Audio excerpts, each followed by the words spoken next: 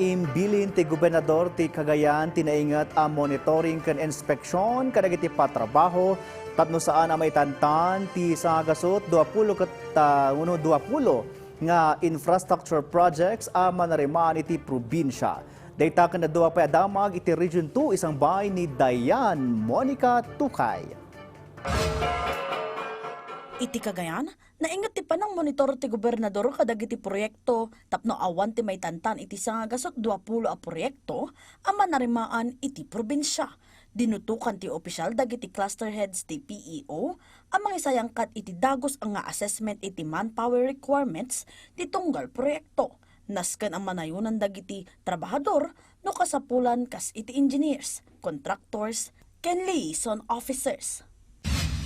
Kabayatan na, bida manan ti Kalayan kas agmay maysa nga island municipality iti Cagayan at tinurong ti MS Heritage Adventurer kas pasat ti International Crew Tourism Expedition da. Pinasangbay dagiti umili LGU Kalayan ken Department of Tourism Region 2 ti 115 agang ganaet ken 20 a membro ti expedition team ang manipod iti pagilian ti Taiwan. Tampok iti sasangbay dagiti turista ti panagsarong karda iti Banwa Beach, birdwatching iti Magsidel, poblasyon sagpat nature walk ken naiimas akita ti lokal at araon iti isla.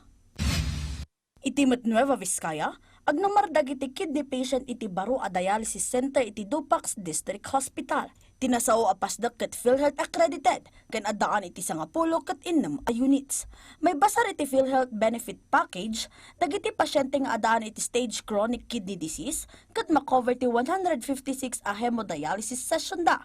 Tunggal tawon adak kala makatulong kadakwada gaputasag 6,350 ti tunggal session. Itimot Isabela, kaspasat ti 2026 Daycare Workers Week celebration nang isayang kat ti probinsyal a gobyerno kabinadang ti Provincial Social Welfare and Development Office iti lecture.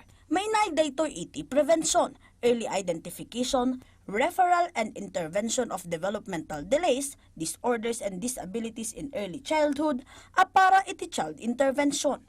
Dayan Monica Tukay, para iti Pagilian.